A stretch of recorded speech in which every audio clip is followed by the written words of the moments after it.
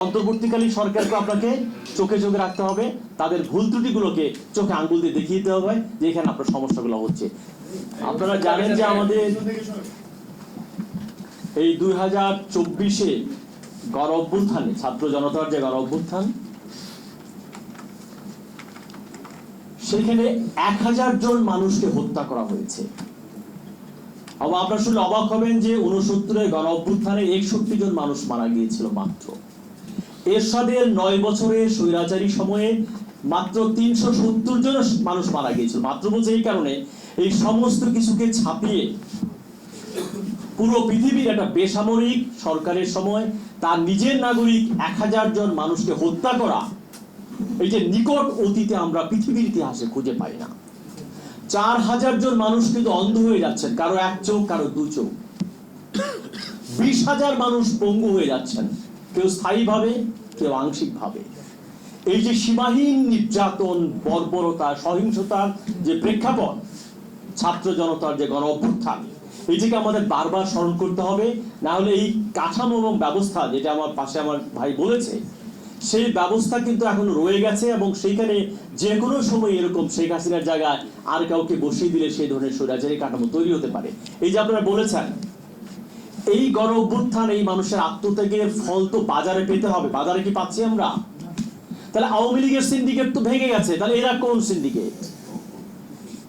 এই সুফল তো আমরা বাজারে পাচ্ছি না। এই প্রশ্ন, এরা কারা তাহলে? তাদের নামগুলো বলতে হবে, তাদের মুখ উন্মোচিত করতে হবে। তাদের ফল তো পাচ্ছি না। তারপরে এই যে পরিবহন সেক্টরে যে আওয়ামী সিন্ডিকেট, তারা হয়তো চলে গেছে, ভেঙে গেছে, পালিয়ে গেছে।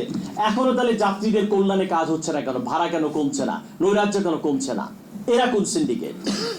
তাহলে এদেরকে এক্সপোজ করতে হবে, এদের মুখোশগুলো উন্মোচিত করতে হবে, না হলে কিন্তু হবে না। মোজাম্মেল ভাই বহুদিন থেকে কাজ করছেন, আমরা ডাকলে এখানে আসি।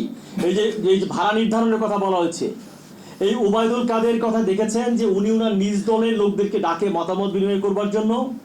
তাদেরকে মতামত বিনিময়ের নামে ডাকার পরে নিজেই টেলিভিশনে কথা বলে বলছে শেষ, এবং তাদের লোকরা বলছে উনি তো ভুয়া, আমাদের মতামতই শুনে নাই। যিনি তার নিজ দলের নেতা কর্মীদের মতামতই শুনেন না, তিনি কিভাবে তার ভিন্ন মত, অন্য দল, যাত্রীদের সঙ্গে কথা বলবেন? এই যে ডেমোক্রেটিক মূল্যবোধ, মানুষের সঙ্গে কথা বলতে হয়, মতামত দিতে হয়, এইটাই তো তারা ভুলে গিয়েছিলেন। এবং এই যে বললো যে দুর্ঘটনা, আমি সঙ্গে একমত না। এই যে সড়কে একটা হত্যার আয়োজন চলছে, এটাকে আমরা বলি স্ট্রাকচারাল কিলিং কিংবা কাঠামোগত হত্যা। দুর্ঘটনা কাকে বলে? দুর্ঘটনা বলা যায় সিঙ্গাপুরে যদি কোনো ঘটনা ঘটে। সিঙ্গাপুর বলেছে দুর্ঘটনার রেট হচ্ছে 1%, ওরা বলছে এটা শূন্যতে নামিয়ে আনবো। তার মানে কি? এটা মানব সৃষ্ট। যদি আমাদের ড্রাইভারদের লাইসেন্স ঠিক থাকে, যদি গাড়ির ফিটনেস ঠিক থাকে, সড়ক ঠিক থাকে, আমরা যদি সিগন্যাল মেনে চলি, যাত্রীরা যদি তাদের আচরণগুলো ঠিক মতো করে, তারপরেও 2-1টা ঘটনা ঘটতে পারে। এর নাম হচ্ছে দুর্ঘটনা। আপনার গাড়ির ফিটনেস ঠিক নাই, টাকা দিয়েই লাইসেন্স পাওয়া যায়, সড়কের কোনো ঠিক নাই, তো প্রতি মুহূর্তে তো হত্যার আয়োজন হচ্ছে। যে কারণে তারেক মাসুদ এবং মিশুক মনির আমার সরাসরি শিক্ষক ছিলেন ঢাকা বিশ্ববিদ্যালয়ে। তারা যখন মারা যায়, সৈয়দ আবুল মকসুদ ভাই নেতৃত্বে, রাশিদ রায়ন ভাই আছেন, শরীফ ভাই সহ, আমরা কিন্তু ঈদের দিন বছর ঈদে এবার বাড়ি যাব না, ওই সময় ঘটনা ঘটেছে ঈদের আগে, আমরা শহীদ মিনারে কিন্তু অবস্থান করেছিলাম। এবং সেখানে তখনকার যে মন্ত্রী সৈয়দ আবুল হোসেনের পদত্যাগের দাবিতে আমরা শহীদ মিনারে সারাদিন কর্মসূচি পালন করেছিলাম, যে এটিকে ঠিক করতে হবে, এইটা নিহত না, এটা হচ্ছে এক ধরনের হত্যার আয়োজন এখানে চলছে।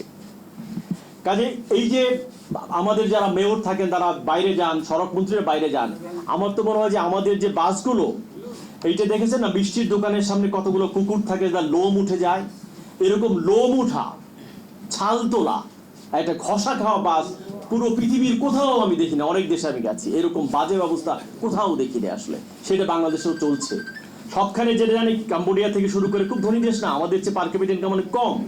সেদিন আমি ঘুরে আসলাম, ওদের একটা কালার আছে বাসের, অরেঞ্জ কালার, ব্লু কালার, একদিকে মোহাম্মদপুর চলবে, একটা মিরপুরে চলবে।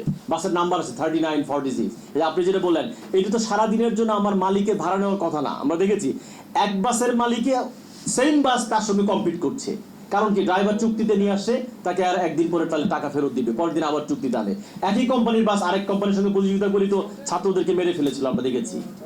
কাজে এই যে তাপস থেকে শুরু করে বড় বড় কথা বলতেন আমাদের মেয়ররা, সেতুমন্ত্রীরা, এগুলো যে একটা বাগাড়ম্বর, একটা রেটোরিক্স, এবং আমাদের জীবন নেই, কারণ কি প্রত্যেকেই আমরা এর সম্ভাব্য ভিকটিম হতে পারি। যে কেউ, ও যে বললো আরিফ নামে যে ছেলে মারা গেছে, ওইরকম একটা সুন্দর স্মার্ট মেধাবী ছেলে আমি তো ভাবতেই পারি না সেও সড়ক দুর্ঘটনায় মারা গেছে। দেখলে বলুন যে মারা যাওয়া তাকে হত্যাকাণ্ড, এই প্রশ্নগুলো আমাদেরকে করতে হবে। এই বড় বড় মেগা প্রকল্পের আমি আজকে দেখলাম পদ্মা সেতু উদ্বোধনীতেই 117 কোটি টাকা খরচ হয়েছে, একটা কোম্পানিকে দেওয়া হয়েছে ইভেন্ট টাচ সামথিং এরকম নাম, এবং কোনো টেন্ডারও হয় নাই, তারাই সব টাকা নিয়ে গেছে, দিনের পর দিন তারাই করেছে। কাজে সড়কে বাংলাদেশের সবচেয়ে বেশি টাকা বরাদ্দ থাকতো, এবং সবচাইতে সীমাহীন লুণ্ঠন, লুটতরাজ, মানে সুশাসনের বিন্দুমাত্র লেশ না রেখে এই সড়কগুলোর ব্যবস্থাপনা কিন্তু হয়েছে।